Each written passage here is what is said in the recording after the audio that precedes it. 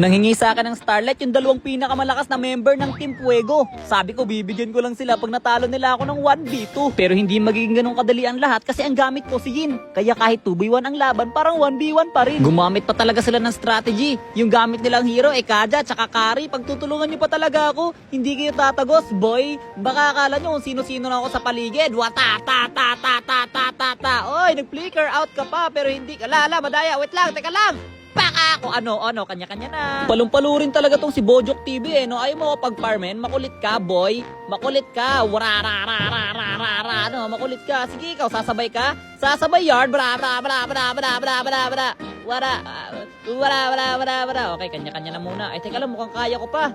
Kaya pata, Black Flash! Grabe, what a killing spree! Hindi na ako nag-bother mag-isip ng strategy, pare, kasi ang kailangan ko lang gawin, kunin ang isa sa kanila, tapos patayin sa loob, tapos patayin yung nasa labas. Normalit ko pa siya dito. Ang problema, mamamatay na ako sa ginawa ko, kaya ayun, kanya-kanya na. Parang medyo sumasakit na pala dito si Bunny Gaming, ano, boy?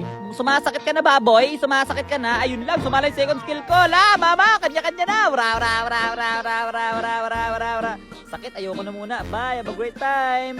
Diyan na muna kayo sa dulo ng walang hanggan, mga kaibigan. Ayun lang. Palumpalo talaga sila. Ini-invadean pa talaga nila ako ng blue buff. Sige, may karma yan. Ito yung karma na tinutukoy ko. Pak, ulti, sabay, Wata, nagdash ka kaagad. Bakit nagdash ka ng maaga, boy? Bunny Gaming, Bojok TV. Tatakbo ka, Bojok TV. Sige, Bojok TV, tumakbo ka na doon. Tumakbo nga. Wala, boy, hindi kayo tatagos. Kahit isama nyo pa si Lerma Place, pare. Hindi kayo. Sumugod pa talaga. Sumugod ka pa. Akala mo hindi kita pipitasin porket nakatank build ka, boy. Ura! Bunny Gaming, nandito na ako. Andito na ang halimaw. Naka-flicker out, sayang. Trippings versus Bunny Gaming.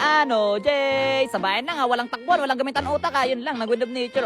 Recall muna. Tapos dito, habang nag-clear wave ako sa mid, bigla naman akong sinugod ni Kari. Nagulat naman ako sa iyo, Bunny Gaming. Kaya naman nunultihan ko siya ng ganyan. Sabi, pata. Kahit mag-wind of nature ka pa, hindi ka tatagos, boy. Teka lang, pare, medyo masakit ka. Dash! Pakak! Sabay alis na parang nothing happen, pero meron pa palang natirang ibon. Kaso nga lang, siya ay nakatakas. Pero na-realize nila na nagkamali sila ng poging hinamon, kaya naman sumuko na sila. Nag-surrender na ang mga halimaw. Pero syempre, binigyan ko pa rin sila ng Starlight para magmukha ako mabait sa content ko.